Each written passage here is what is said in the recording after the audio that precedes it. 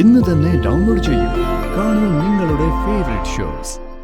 ഞാൻ പോയി അമ്മയെ കണ്ടിട്ട് വരാം. ഒരു കാരണവശാൽ നൂർജഹാനെ വിട്ടുകൊടുക്കരുത്. 2 ദിവസം കഴിഞ്ഞാൽ ശാലിനി ചേച്ചി വരുമല്ലോ.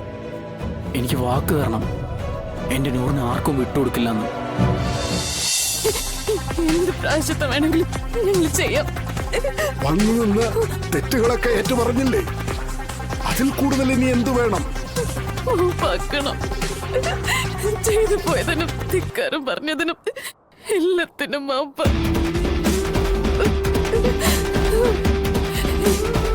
എന്റെ കുട്ടികളെ എനിക്ക് കണ്ടെത്തി തരണം. ഒരമ്മയുടെ മനസ്സിൽ തട്ടിയുള്ള യാചനയാണ്. ഇത് കണ്ടില്ലെന്ന് നടക്കരുത്.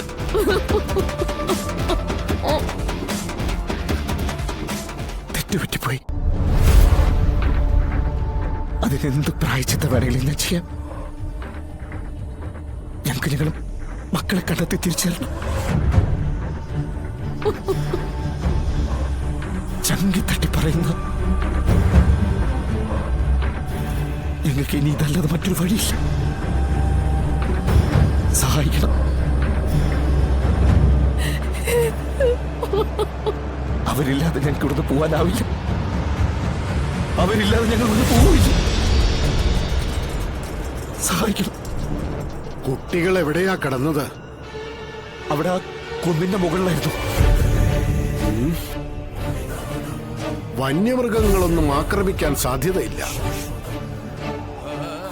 കുട്ടികള് എന്തെങ്കിലും കണ്ട് താഴേക്ക് ഇറങ്ങിപ്പോകാനേ വഴിയുള്ളൂ. അവരുടെ സമീപത്ത് തന്നെ ഉണ്ടായിരുന്നു. പക്ഷെ അവരിറങ്ങി പോയതൊന്നും ഞങ്ങൾ അറിഞ്ഞില്ല. ചുറ്റിച്ചു കൊണ്ടുപോകാൻ കച്ചകെട്ടി ഇറങ്ങിയിരിക്കുന്നവര് ഒരുപാടുണ്ട് നമുക്ക് ചുറ്റും.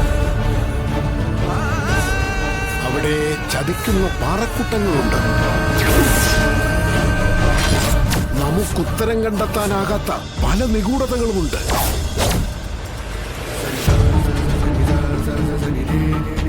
സങ്കടപ്പെടാതെ ഇരിക്കും. നമുക്കവരെ കണ്ടുപിടിക്കാം. കണ്ടുപിടിച്ച് തന്നിരിക്കും. ഈ ശക്തിയെ വിശ്വസിച്ചാൽ മാത്രം മതി.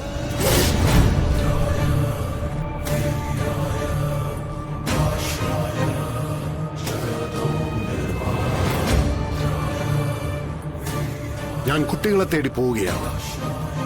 കൂടെ ഉണ്ടാവണം.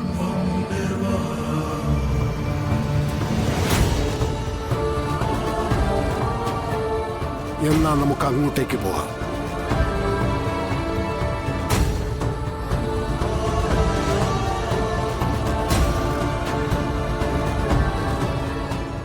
ബാലേന്ദ്രന് സുഖം തന്നെയല്ലേ? എന്ത് സുഖം? നമ്മളുമായി ബന്ധപ്പെട്ട് നിൽക്കുന്ന നമ്മുടെ ആത്മമിത്രങ്ങൾക്ക് ഒരാപത്ത് വരുമ്പോ അതിൽ പങ്കുകൊള്ളുക, അവരെ ആശ്വസിപ്പിക്കുക. അത് കണ്ടില്ലെന്ന് നടിച്ച് മാറി നിൽക്കാൻ ഈ ബാലേന്ദ്രനാവില്ല. അതൊക്കെ എനിക്കറിയാലോ. രാജേശ്വരിയുടെ കാര്യത്തിൽ ബാലേന്ദ്രൻ നിന്നിട്ടുള്ളതും ആ രീതിയിലാണല്ലോ. അതിന് എത്ര കാലം കഴിഞ്ഞാലും അങ്ങനെ തന്നെ ആയിരിക്കും. പിന്നെ ഞാൻ വന്നതേ, അളിയൻ ഈ അടുത്തെങ്ങാനും ഇങ്ങോട്ട് വന്നായിരുന്നു? എവിടെ വരാൻ? അതൊരു വഴിപാട് പോലെ മുഖം മറന്നു പോവാതിരിക്കാനായി വന്നു കയറുന്നതാ. 1-2 ദിവസം താമസിക്കും. പിന്നെ ഏതെങ്കിലും ക്ഷേത്രത്തിന്റെ കാര്യം പറഞ്ഞ് ഒരു പോക്കങ്ങ് പോകും. എനിക്കൊന്നും പറയാൻ പറ്റില്ലല്ലോ. എന്റെ മക്കളുടെ അച്ഛനായി പോയില്ലേ. അവിടെ ഒരു തവണ വന്നപ്പോ പ്രശ്നമായി. അന്ന് ചേച്ചിയായി 1-2 പറഞ്ഞ് വഴക്കിട്ടിട്ടാ അന്ന് അവിടെ നിന്ന് ഇറങ്ങിയത്. പിന്നീട് അങ്ങോട്ട് വന്നിട്ടില്ല. ഓ, അപ്പൊ മാപ്പ് പറഞ്ഞ് കൂട്ടിക്കൊണ്ടു പോകാൻ വേണ്ടിയാണോ ഈ വരവ്? ചെയ്തതിനൊക്കെ മാപ്പ് പറയാനാണോ എന്നൊന്നും അറിയില്ല. ചേച്ചിക്കൊന്നും കാണണമെന്ന് പറഞ്ഞു. ഈ ഒരു അവസ്ഥയിൽ ചേച്ചി അങ്ങനെ ആവശ്യപ്പെട്ടപ്പോ അത് നടത്തി കൊടുക്കണമെന്ന് എനിക്കും തോന്നി. അളിയനെ മാത്രമല്ല, അനൂപിനെ കൂടെ കാണണമെന്ന് പറഞ്ഞിരിക്കുക. അവനെ വിളിച്ചിട്ടാണെങ്കിൽ ഫോൺ കൊടുക്കുന്നില്ല.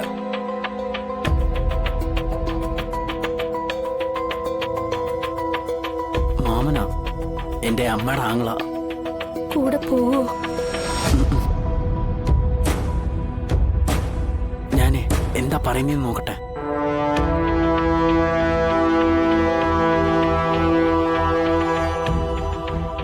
രാജേശ്വരിക്ക് എന്തു പറ്റി ഇത്ര പെട്ടെന്ന് എല്ലാരോടും അങ്ങ് സ്നേഹം തോന്നാനായിട്ട്?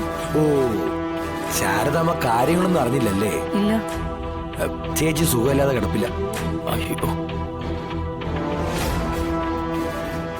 ചേച്ചിക്ക് എന്തെങ്കിലും പറ്റിപ്പോയാ അവനെ കാണാൻ പറ്റിയില്ലല്ലോ എന്നുള്ള സങ്കടം ബാക്കിയാവും.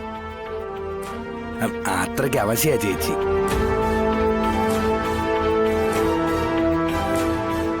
നടന്നു വന്ന വഴികളിൽ ചെയ്തു പോയ തെറ്റുകൾക്ക് പ്രായശ്ചിത്തം തേടുന്ന ഒരാളുടെ മുന്നിൽ ഈ വാശിയും വൈരാഗ്യം കാണിച്ചിട്ട് എന്താ ഫലം? അവനെ കാണുകയാണെങ്കിൽ ശാരദാമ്മ കാര്യങ്ങൾ പറഞ്ഞൊന്ന് മനസ്സിലാക്കണം. ചേച്ചി വന്നൊന്ന് കാണാൻ പറയണം. രാജേശ്വരിക്ക് ഇങ്ങനൊരു വയ്യായികമുള്ള കാര്യമൊന്നും ഞാൻ അറിഞ്ഞില്ല.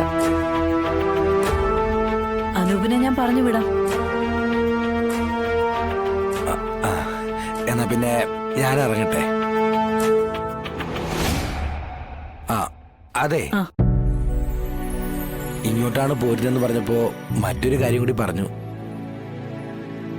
എല്ലാം മറക്കാനും പൊറുക്കാനും കഴിയുമെങ്കിൽ ശാരദാമ്മയോടും കൂടി പറയണമെന്ന്.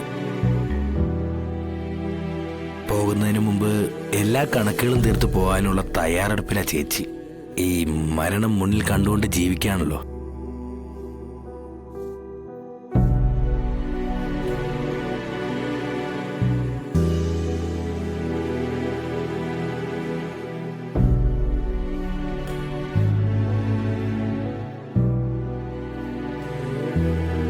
ബാലമാമ,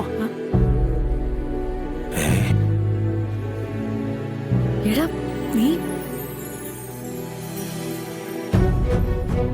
അത് ശരി. അപ്പൊ ഇവരിവിടെ ഉണ്ടായിരുന്നല്ലേ? അത് അപ്പൊ ശാരദാമ്മ എന്നോട് കള്ളം പറഞ്ഞതാണല്ലേ? അയ്യോ അല്ല.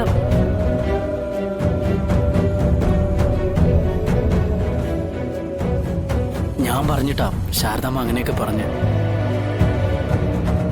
അമ്മയ്ക്ക് അസുഖം ഇത്ര കൂടുതലാണെന്ന് ഞാൻ അറിഞ്ഞില്ലായിരുന്നു. ബാലമാമയോടൊപ്പം ഞാനും വരാം.